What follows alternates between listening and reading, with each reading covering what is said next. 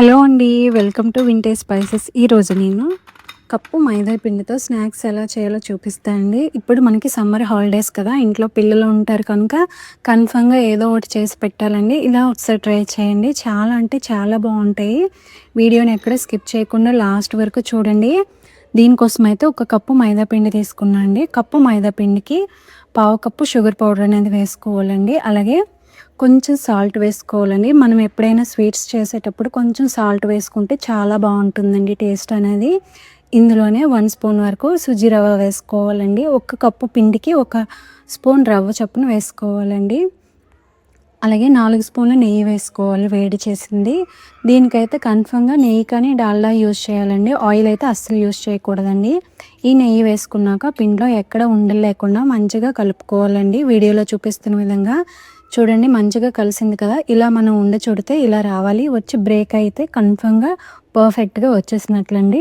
ఇందులో కొంచెం కొంచెంగా వాటర్ అనేది యాడ్ చేసుకొని మంచిగా చపాతీ ముద్దలా కలుపుకోవాలండి. వాటర్ అనేది ఒకేసారి వేయొద్దు, ఎందుకంటే మనం ఇందులో షుగర్ పౌడర్ వేసాం కదా, పలుచగా అయిపోతుందండి. చూసుకొని నెమ్మదిగా కలుపుకోండి. చూడండి ఎంత పర్ఫెక్ట్గా కలిసింది కదా. ఇలా ఓపెన్ చేస్తే పొరలు పొరలుగా రావాలండి. అప్పుడే మనకి కరెక్ట్గా వచ్చినట్లండి. ఇప్పుడు ఒకసారి కలిపి మూత పెట్టి ఒక 15 నిమిషాలు రెస్ట్ ఇచ్చేసేయాలండి. 15 నిమిషాల తర్వాత ఒకసారి మంచిగా కలిపి దీన్ని చపాతీలా చేసుకొని వీడియోలో చూపిస్తున్న విధంగా 2-3 సార్లు ఇలా ఫోల్డ్ చేసి కన్ఫర్మ్గా ఫోల్డ్ చేసి చేసేసుకోవాలండి. కొంచెం థిక్ సైజులో చపాతీలా చేసుకొని మీకు నచ్చిన షేప్లో కట్ చేసేసుకోండి.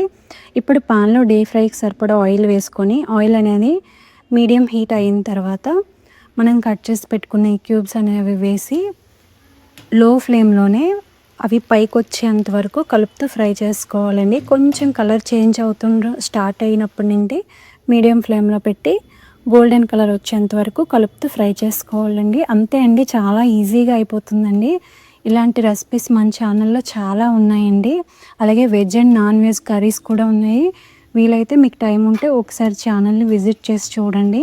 అలాగే మీకు ఎలా వచ్చిందనేది ట్రై చేసి కామెంట్ సెక్షన్లో కామెంట్ చేయండి.